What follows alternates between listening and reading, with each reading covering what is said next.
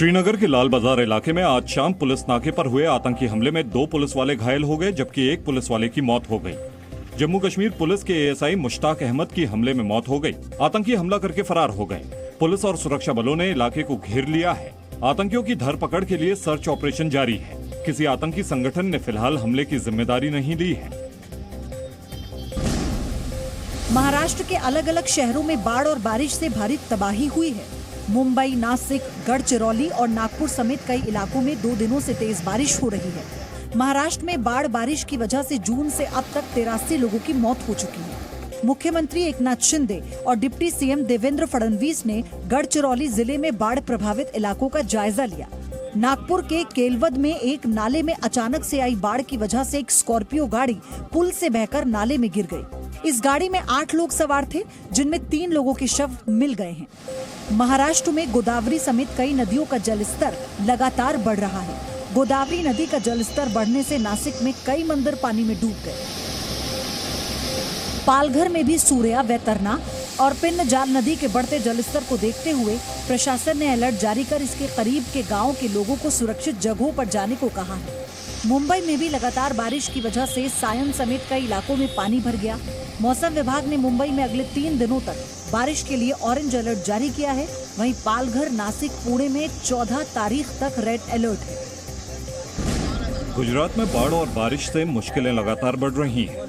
सूरत समेत राज्य के 6 जिलों में बारिश का रेड अलर्ट जारी किया गया है। मुख्यमंत्री भूपेंद्र पटेल ने बाढ़ प्रभावित इलाकों का हवाई दौरा भी किया। गुजरात के नवसारी में नदियों का जलस्तर लगातार बढ़ रहा है। इसे देखते हुए 4000 से ज्यादा लोगों को सुरक्षित जगहों पर भेजा गया है। सभी से अपील है कि वो अपनी जगह पे रहें, सुरक्षित स्थानों में, कहीं भी बाहर एडवेंचर नहीं करें। गुजरात का वलसाड सबसे ज्यादा बाढ़ प्रभावित जिलों में शामिल है। यहाँ पानी के बीच फंसे 16 लोगों को हेलीकॉप्टर की मदद से रेस्क्यू किया गया। एनडीआरएफ ने अब तक 300 से ज्यादा लोगों को रेस्क्यू किया है। राजकोट में भी बाढ़ का पानी रिहायशी इलाकों में पहुंच चुका है। एम्बुलेंस जैसी जरूरी गाड़ियों के पानी में फंसने से मरीजों को दिक्कत का सामना करना पड़ रहा है। सिविल अस्पताल के बेसमेंट में बाढ़ का पानी पहुंचने से मरीजों को दूसरी जगह शिफ्ट किया गया। लोगों को सुरक्षित जगह तक पहुंचाने के लिए नाव तक चलानी पड़ी। गुजरात में लगातार बारिश को देखते हुए कई बांध हाई अलर्ट पर हैं। एनडीआरएफ और कोस्ट गार्ड को भी अलर्ट कर दिया गया है। सावन का महीना शुरू होने से पहले प्रधानमंत्री नरेंद्र मोदी ने देवघर में बाबा वैद्यनाथ के भक्तों को बड़ी सौगात दी। प्रधानमंत्री नरेंद्र मोदी ने यहां देवघर एयरपोर्ट का उद्घाटन किया।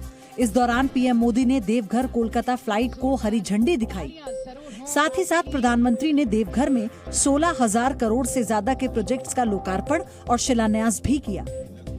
हवाई चप्पल पहनने वाला भी हवाई यात्रा का आनंद उठा सके, इसी सोच के साथ हमारी सरकार ने उड़ान योजना की शुरुआत की। आज सरकार के प्रयासों का लाभ पूरे देश में दिख रहा है। एयरपोर्ट का उद्घाटन करने के बाद पीएम मोदी ने देवघर में रोड शो भी किया। 12 किलोमीटर लंबे रोड शो के दौरान हजारों की भीड़ देखने को मिली।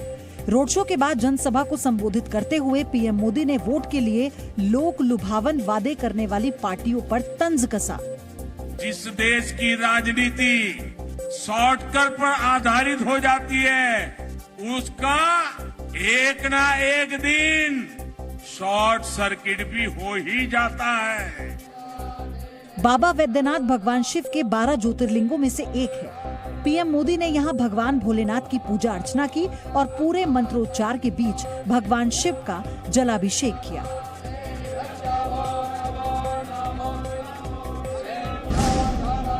जनसंख्या नियंत्रण पर उत्तर प्रदेश के मुख्यमंत्री योगी आदित्यनाथ के बयान पर सियासत गर्मा गई है।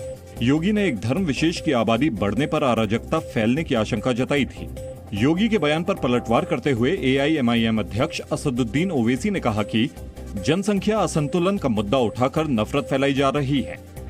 योगी आदित्यनाथ देश के मुख्यमंत्री हैं उत्तर प्रदेश के, और संविधान पर उन्होंने ओथ लिया है। मैं उनसे पूछना चाह रहा हूं, मूल निवासी क्या भारत का मुसलमान नहीं है?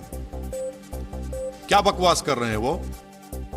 वहीं समाजवादी पार्टी के सांसद शफीकुर रहमान बर्क का कहना है कि बच्चे अल्लाह की देन है, वही पैदा करता है और वही खाने का इंतजाम भी करता है। अल्लाह ताला जो बच्चा पैदा करता है उसके लिए उसका रिस्क साथ में भेजता है। यूपी के डिप्टी सीएम ब्रजेश पाठक ने जनसंख्या नियंत्रण की हिमायत करते हुए इसे विकास के लिए जरूरी बताया। जनसंख्या नियंत्रण करने के लिए हम सबको चिंता करनी चाहिए, उपाय अपनाने चाहिए और परिवार को सीमित रख के सभी बच्चों को बेहतर पढ़ाई, बेहतर खान पान के इंतजाम, बेहतर रहन सहन के इंतजाम देने चाहिए। हमारी सरकार लगातार लोगों के जीवन स्तर में बदलाव लाने का काम कर रही है। संसद भवन की नई इमारत की छत पर लगाए गए अशोक स्तंभ की बनावट पर जारी विवाद के बीच केंद्रीय मंत्री हरदीप सिंह पुरी ने कई ट्वीट कर इस विवाद को बेवजह बताया।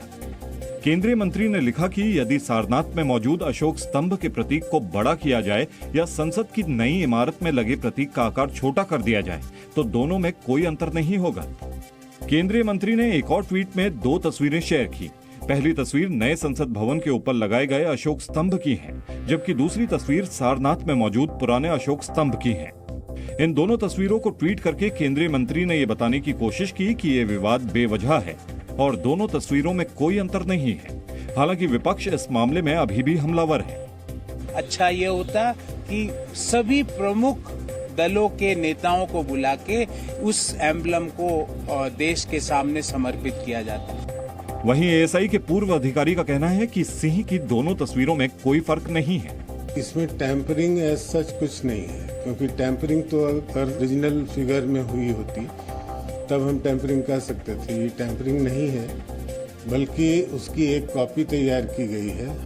पीएम मोदी ने कल एक विशालकाय अशोक स्तंभ का अनावरण किया था, जिसे नए संसद भवन की छत पर लगाया गया है। इसी स्तंभ में जुड़े सिंह की बनावट पर विवाद छिड़ा हुआ है। एनडीए का साथ छोड़ चुकी शिवसेना राष्ट्रपति चुनाव में एनडीए उम्मीदवार द्रौपदी मुर्मू का समर्थन करेगी। खुद उद्धव ठाकरे ने इसका ऐलान किया। आने वाले इस राष्ट्रपति या राष्ट्राध्यक्ष चुनाव के लिए शिवसेना द्रौपदी जी को हमारा अपना समर्थन दे रही है। हालांकि उद्धव ठाकरे ने कहा कि ये फैसला लेने के लिए उन पर कोई दबाव नहीं था और इससे पहले भी शिवसेना एनडीए में रहते हुए यूपीए की उम्मीदवार प्रतिभा पाटिल का समर्थन कर चुकी है।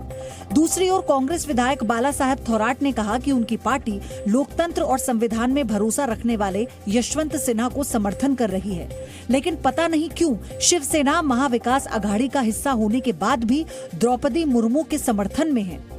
हालांकि इससे पहले शिवसेना के राज्यसभा सांसद संजय राउत ने भी कहा था कि द्रौपदी मुर्मू के समर्थन का मतलब बीजेपी का समर्थन नहीं है।